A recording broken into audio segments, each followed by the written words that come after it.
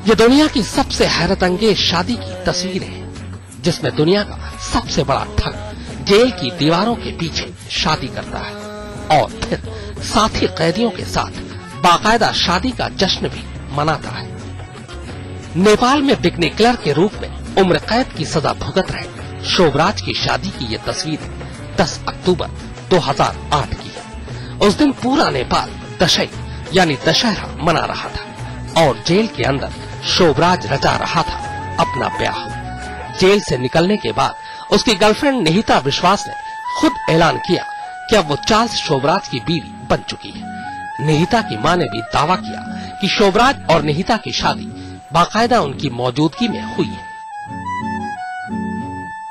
हर शादी बैंड बाजे के साथ और पुरोहितों के साथ नहीं होती है। शादी के बहुत प्रकार होते हैं और इन शादियों के प्रकारों में सबसे बड़ा बात है और सबसे बड़ा ऑथेंटिक चीज है, आपके यहाँ मंगलसूत्र होता, हमारे यहाँ पोते लगाया जाता। पोते लगाया गया, सिंदूर लगाया गया और उससे ज्यादा क्या हो सकता। और वहाँ बहुत सारे लोग थे। दिल तो बच्चा है जी। पर शोभराज की शादी के बारे में निहिता और इसकी मां के दावों पर किसी को यकीन नहीं हुआ। खुद को शोभराज की बीवी साबित करने के लिए निहिता के पास कोई सबूत भी नहीं था।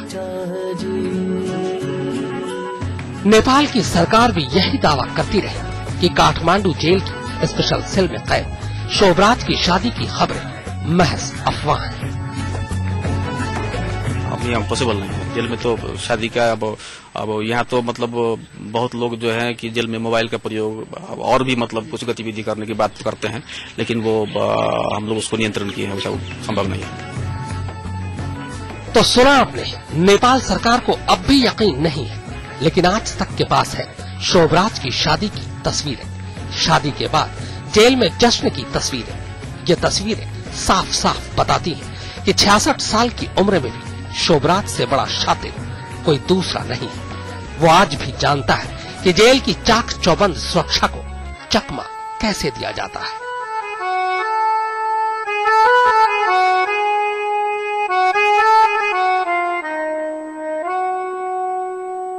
काठमांडू के सेंट्रल जेल में चार्ल्स शोभराज का राज चलता है। नहीं तो नेपाल में जेल के अंदर कोई इस तरीके से शादी करने की बात सोच भी नहीं सकता। लेकिन चार्ल्स तो चार्ल्स है।